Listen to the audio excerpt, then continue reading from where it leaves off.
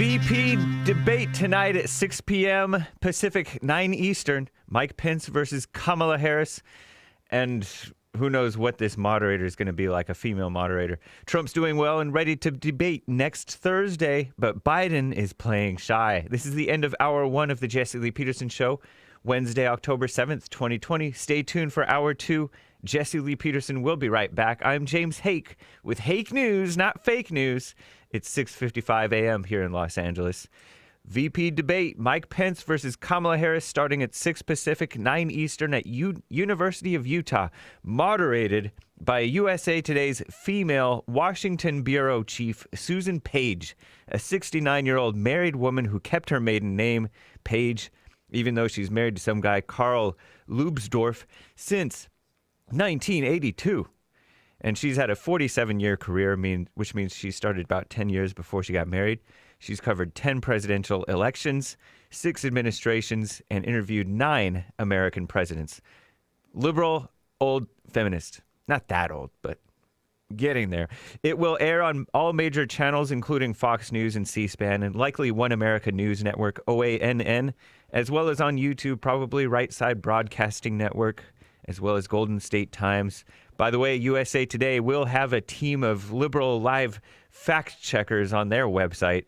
It's a long and tiresome list. I counted 20 females and 18 males in their fact check expert team. It's ridiculous.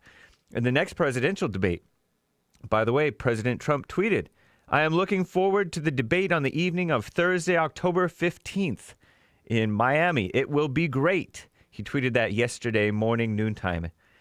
But CNN reports that Joe Biden said, talking to reporters in Maryland yesterday, quote, "Well, I think if he still has COVID, we shouldn't have a debate.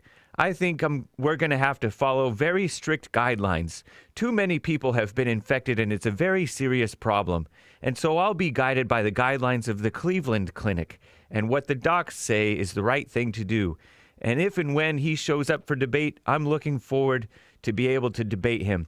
But I just hope all the protocols are followed, what's necessary at the time."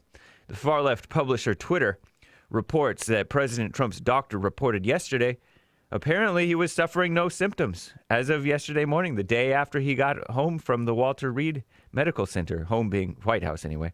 Also, by the way, the Skim reports one analysis found that more than 4 million Americans have already cast their votes in the 2020 election, hopefully for the president.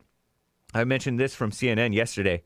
Far-left female outlet The Skim reports that Jonathan Price over the weekend, that 31-year-old black male who was killed by police in North Texas. Well, Price's so-called family said that he was trying to break up a fight at a gas station, right? When officers arrived on the scene and tried to arrest him.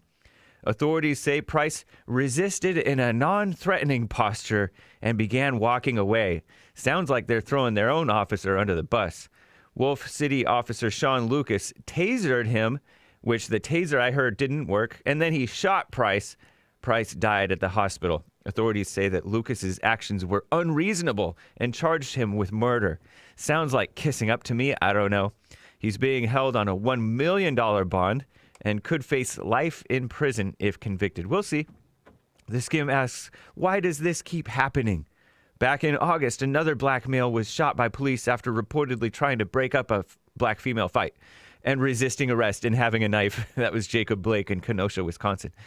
He survived but is paralyzed from the waist down, perhaps permanently, not sure. By the way, Eddie Van Halen died. Yesterday, the guitarist and co-founder of Van Halen, influential 70s and 80s band, died after a long battle with, I heard, throat cancer. He was 65 years old, only 65. The rock band was known for its hits Dance the Night Away, Jump, Runnin' with the Devil, and was inducted into the Rock and Roll Hall of Fame in 2007. His son played in the band with him. Other wannabe pop news, by the way, yesterday, did you hear this? The WNBA team, the Seattle Storm, won its 4th championship. You probably hadn't even heard that name before. And it's the second in just 3 years. And somehow, nobody heard about it. Nobody cares. I'm James Hake, now on to Jesse, Hour 2.